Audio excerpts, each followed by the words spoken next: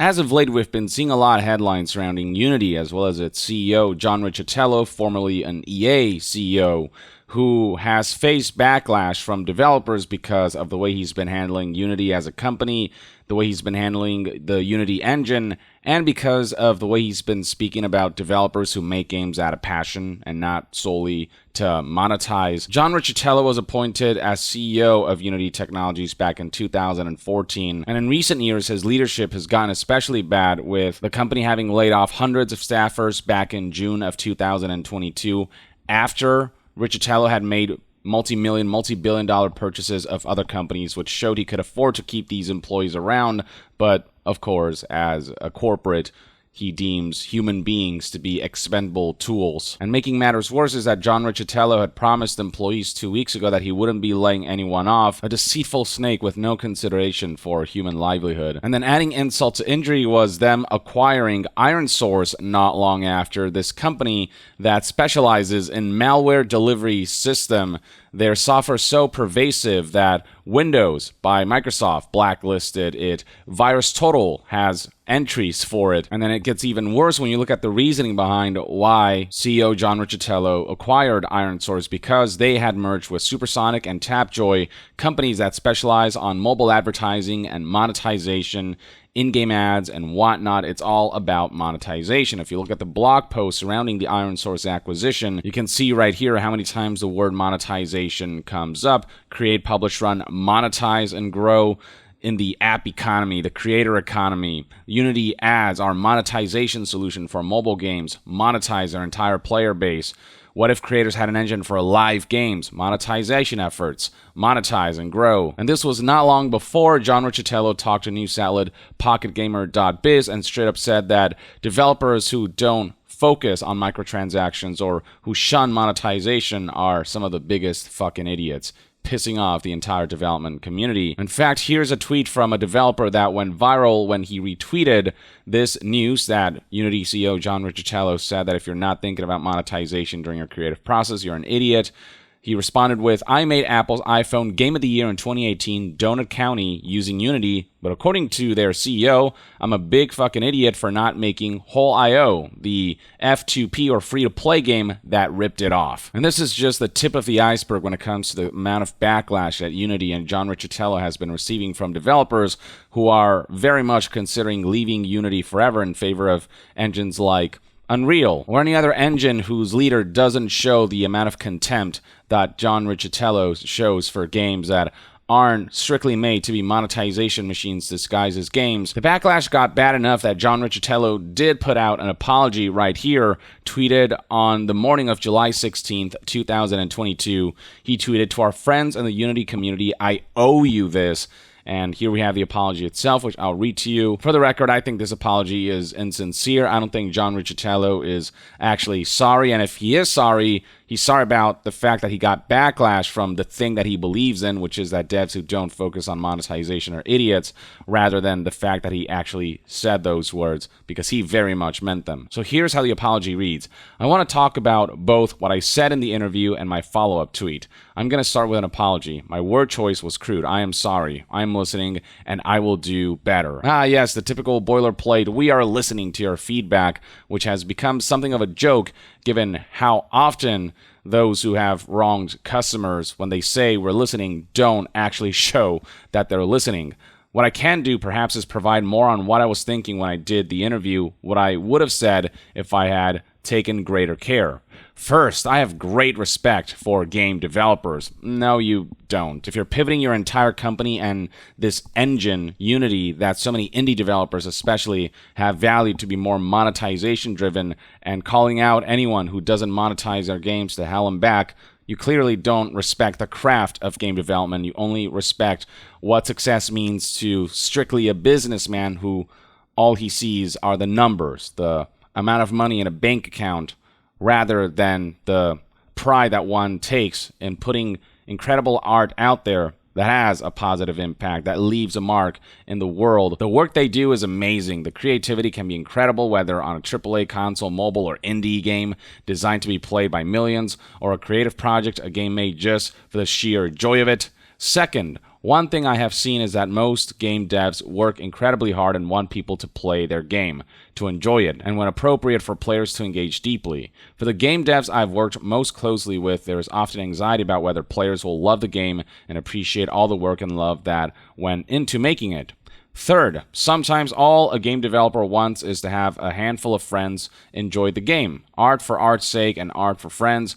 Others want player money to buy the game or game items so they can make a living. Both of these motivations are noble. No, let's get one thing out of the way. All game developers who put their games out there commercially, who put all this time and money into it, they all want to make money, and I don't fault anyone who wants to make money out of a very difficult creative endeavor that is very just resource and cost intensive. Developers should be allowed to make money. There's no problem with that, and most of them do want to make money, but there is a limit to the lines that you can push or the lines that you can cross before it becomes too much, before it becomes just monetization for the sake of monetization rather than monetization for the sake of making enough money to thrive in this industry while being able to pursue passionately made projects whose intention isn't to reap all of the rewards at the expense of players and customers who are just looking forward to enjoying an experience that can be uniquely provided by video games. I'm not dividing the lines between devs who want to make money and devs who don't. I'm dividing the lines between devs who are way too greedy for their own good, or studios or decision makers or higher-ups or publishers or CEOs who are way too greedy to really understand what games are all about. And then those who do want to make money, but understand the balance of the business side of things and then the creative customer craft side of things, and make it a successful product that still makes a lot of money, but also has integrity behind it, and is ultimately the vision that was originally set to really maximize the potential fun that can be had with the game, rather than maximize the potential monetization that can come of it at the expense of the design integrity. Riccitello then continues with fourth. What I was trying to say and clearly failed at saying is that there are better ways for game developers to get an early read on what players think of their game, to learn from their feedback, and if the developer wants, to adjust the game based on this feedback. It's a choice to listen and act, or just to listen. Again, both are very valid choices. If I had been smarter in choosing my words, I would have said just this: we are working to provide developers with tools so they can better understand what their players think, and it is up to them to act or not based on this feedback. Anyway, that's it. Lots of words and a sentence that I wish I had never said. Talk about a piss-poor attempt at a backpedal. Here are the exact words transcribed directly by Pocket Gamer, who asked about implementing monetization that will see pushback from some developers, to which he responded that it's a very small portion of the gaming industry that works that way, really handcrafting their games out of passion, using clay and carving knives like Ferrari does with their cars. And some of these people are my favorite people in the world, and they're so beautiful and pure and brilliant, but also they are morons or idiots. They have no idea how much they're missing out on, the amount of rewards that they're not reaping by not exploiting others. And straight up he says right here, I've seen great games fail because they tuned their compulsion loop. He calls it a compulsion loop, not a gameplay loop. It is about psychologically manipulating people into being engaged, into becoming addicted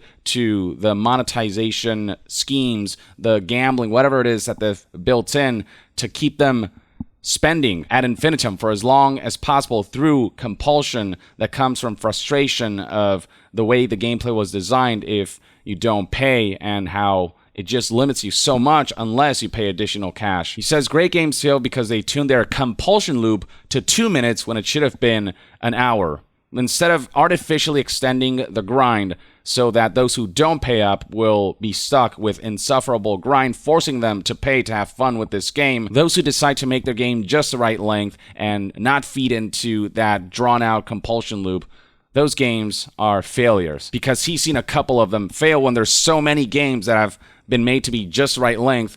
Many of them have gone on to succeed. Just as how there have been plenty of live services that have failed, and some have gone on to succeed. There are success stories and failure stories in the industry, and you just isolating a few instances of failure and categorizing that as being representative of the entirety of that genre of games because a handful of them have failed would be like if I said, well, Battlefield 2042 failed, so live services clearly are, just not prone to succeed when there are successful live services out there. He insists that his quote had nothing to do with monetization stuff. It was more to do with a commentary on what he believes communication between developers and players should be. But that sounds like a whole lot of insincere BS. Making it all the more apparent that Riccitiello is being insincere is that before he properly apologized, if you can even call that a proper apology, he tweeted this: clickbait, out of full context. He basically insisted that it's fake news without really providing the quote-unquote full context of what he actually meant, though again, it's clear what he actually meant. But he continues, deeply sorry if what I said offended any game developers. Absolutely love the people that make games, creative, hard work. You're less sorry that you offended game developers and more sorry that you said what you really think out loud and that you're seeing all of this backlash and are now backpedaling because you understand the PR shitstorm that what your legitimate thoughts are have paved the road for. And I mean, the fact that his first instinct was to blame somebody else for what he said and to call it clickbait and to try to, just recontextualize what he actually said before saying, oh, by the way, deeply sorry if I offended anyone, just makes this apology come across as all the more insincere. It's like you can't accept that, yeah, you said something that just was very distasteful, and even if you apologize, the fact that you blurted that out makes it apparent that you believe in this, and your actions, your past actions, and the way you approach things as a businessman have proven that this is very much what you think, especially as a former EA CEO with EA executives for the longest time having the goal of monetizing every aspect of video games. In fact, here's an audio recording of John Riccitiello back in 2011 talking about microtransactions and putting out their ideas like, what if we make players pay $1 to have to reload their weapons? Here's what that audio sounds like. The second thing, and this is a point that I think might be lost on many, is a big and substantial portion of digital revenues are microtransactions.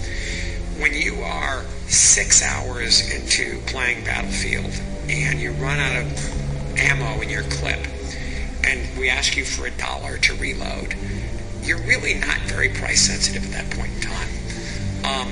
And for what it's worth, the cogs on the clip really low. And so essentially what ends up happening, and the reason the play first, pay later model works so nicely, is the consumer gets engaged in a property. They might spend 10, 20, 30, 50 hours on the game. And then when they're deep into the game, they're well invested in it. We're not gouging, but we're charging. And at that point in time, the commitment can be pretty high. As a personal anecdote, I spent about $5,000 calendar year to date on doing just this thing, this type of thing on our products and others. I can readily attest to how well it works. But it's a great model, and I think it represents a substantially better future for the industry. The villainous music in the background is a nice touch because this very much sounds like a corporate villain's speech. This is what he believed back in 2011, and you cannot convince me otherwise that he doesn't still believe in this to be the ideal future. The things he says, the decisions he makes, it's all very transparent that John Riccitiello is looking for a heavily monetized future for gaming rather than one where creativity and pushing the boundaries of quality and all these things are at the forefront of the industry's goals. As for how developers and enthusiasts have been responding to John Riccitiello, here is Valentin, who responded to him by saying, "No one cares if you offended anyone or not, and no one cares about your apology. You should apologize for destroying the engine we use and love. I've always believed in the engine and the Unity developers as well as the unofficial asset developers. I use the engine almost daily and even hold an amount of Unity stock since day one of the IPO. I don't care that it's not worth anything today because I still believe in the potential of the engine. But with you as CEO, the engine will continue to sink. You should vacate your post and let someone take your place as CEO who understands what Unity means in the true definition of the word. I remember a time when the engine was getting better and better, when I read the blog every day and there were new, cool, and important announcements almost every day. When you watched the Unite keynotes like a TV spectacle and admired all the new features. Today, Unity news is just a string of BS buzzwords that aren't relevant to any real developer. You buy up companies for billions and we don't see the benefits of that anytime. And those companies drive monetization further rather than give cool new tools for developers to work with. Step back, Mr. Chitello, and stop acting like a fucking idiot. Couldn't have put it better myself, and it reminds me of how I, once upon a time, actually did look forward to EA games until EA released titles became a minefield of microtransactions and not knowing whether the game will launch in a finished and polished state. It surprises me very little that a former EA executive is pulling an EA with Unity. Here's another response from a developer named Freya who said, "I hope you mean it. Unity's roots are in working with indie developers. So to pivot to the automotive industry and film, the focus on exploitative money-making and the shutting down of Gigaya and firing everyone involved doesn't exactly feel great to us. I've never seen so many people in the community seriously considering switching engines after having used Unity for years because of everything that's been happening. Actions speak louder than words, and there's been a whole host of bad actions taken lately that would require more than a sorry you were offended apology to recover from. At this rate, Unity may very well see a mass exodus from passion-driven indie developers who just want an engine that will enable them to maximize their creativity, not necessarily maximize their monetization through predatory tactics." Here's another Unity veteran developer who responded with, "I've been a Unity developer for about 15 years now, working on tons of games in it, both professionally and on game jams. I was just about to start a new project after the last couple of days, and this non-apology, I've had enough. The only thing I'm thinking now is Godot or Unreal." Not the only developer I've seen who have just burned bridges with Unity who have decided that lines have to be drawn. Here's a user pointing the finger at John for the way he apologized. "People who are actually sorry usually don't start apologies by blaming other people." A developer echoed similar sentiments. Mitch Steyer, who was formerly an IGN editor who became a developer, tweeted, "Who do you blame next for Unity's latest destructive business decisions?" This tweet, honestly, is so much more annoying than the 70 words you said out loud to a reporter. If you were sorry, you wouldn't come out the gate blaming somebody else. Really sad stuff, John. Here's another response worth highlighting. "Honestly, it doesn't matter what was said at this point. None of the Unity's recent business decisions help game developers at all. If you absolutely love the people that make games so much, you sure have a hell of a way of showing it by insulting those very people, by making decisions surrounding the engine that isn't helpful to the people you claim you love and respect." There's clearly a disbalance in who John Riccitello is trying to appeal to. He's trying to draw in those greedy app and game developers who intend to monetize their games and apps to hell and back, and leaving the passion-driven developers who hope to make great art that will speak for itself and make money that way.